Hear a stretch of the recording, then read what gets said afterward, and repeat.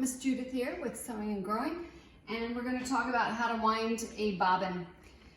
This is where your manual is going to be very important, and I promise you, if you follow your manual step by step, you can figure it out.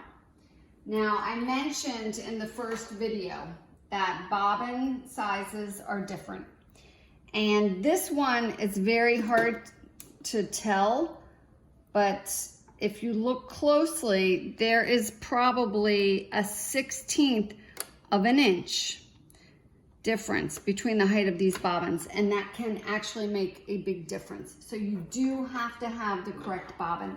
Do not assume that the bobbin that came with your machine is correct if you acquired it from a neighbor or from Goodwill or from Facebook Marketplace. Because if you are fighting with your machine and you do not know the origins of the bobbin, it's very likely that the bobbin size is part of the problem. Part of the reason I have all three of these machines up today is to show you that just like threading the machine is pretty similar with all three machines, so is winding a bobbin. We're going to start with this Singer Featherweight.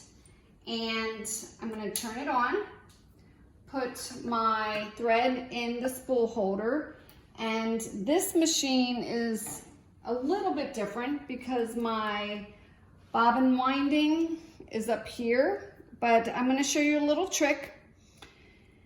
If you have a bobbin that has thread on it, it's okay, you can wind on top of that. However, some people know that they have a big project coming up, or they're just, I'm not going to say what they are, but they just don't like to have two colors of thread on a spool.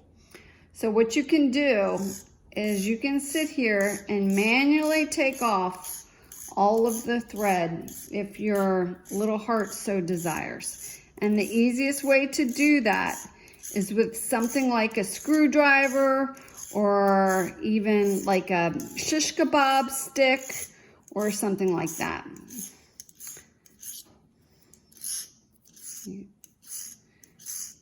Okay, my bobbin is now empty. Now we learned that this hand wheel will raise my needle up and down. Well, we don't need our needle to go up and down when we are winding our bobbin. So there's usually some type of mechanism that allows you to disengage the needle. Now, I have to say that if you have a new machine, a lot of times that is automatic. The machine knows that when you engage the bobbin, that it disengages raising and lowering of the needle. But on this machine, what I do is I hold my outer wheel and I pull this inner wheel towards me. And that's going to disengage.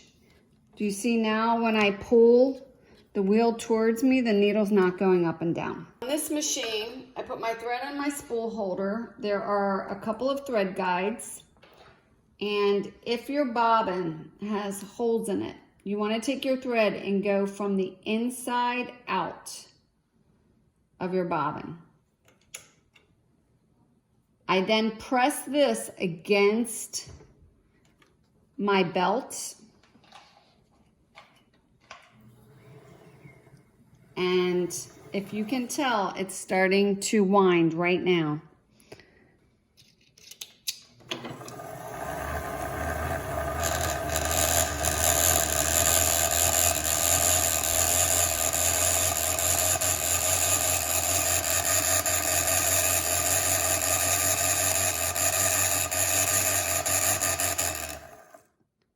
And it stops automatically. Raise up my bobbin winder. I have to re-engage my hand wheel, and I'm ready to go with my bobbin. On this machine, it's a little bit similar to the first machine in that I disengage the needle by holding the outer wheel and pulling the inner wheel towards me. Now when I pull this wheel towards me, the needle is not going up and down. I'm putting my spool on the thread holder, and this little thread guide is not used when I normally thread the machine, but it is used when I am winding a bobbin. And again, your manual will show you specifically how to wind your bobbin. I am threading my bobbin from the inside out. I'm keeping the little tail up. This button pushes to the right, and then it starts to wind. As soon as it catches, I can trim that thread, and it just winds automatically.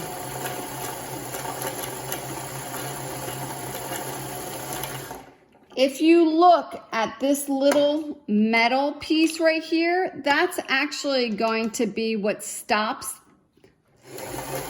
the bobbin winding automatically.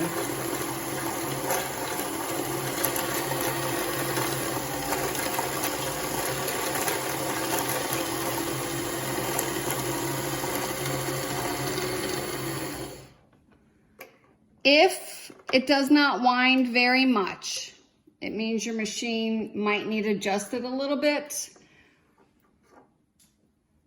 but we'll talk about that another time. I trim the thread, my bobbin's ready to go. I have to re-engage my needle, and now I'm ready to start sewing. Okay, our third machine.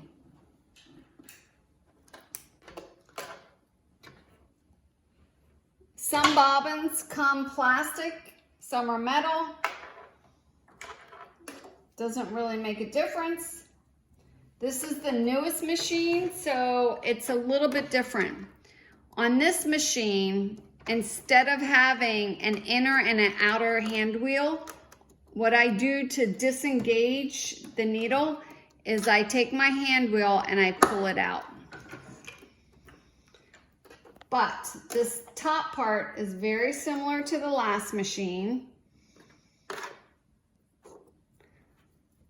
I'm still going to thread my bobbin from inside out, put it on the bobbin holder, leaving a tail, push it towards this little mechanism.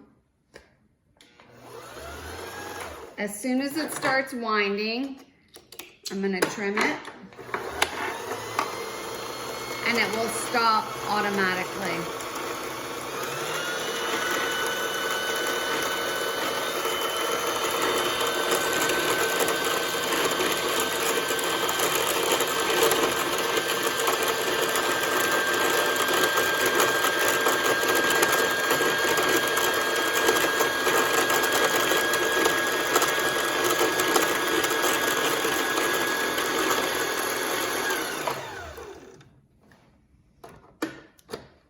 Sometimes the bobbin does not wind evenly. That might be because you don't have the bobbin all the way pressed down. If your bobbin is not pretty, take all the thread off and redo it, because your machine is not going to sew nicely. Okay, you have no reason now not to be using your machine. You know how to wind a bobbin. If you've learned something today, give us a thumbs up, like the channel, subscribe, leave a comment below, and see you next time.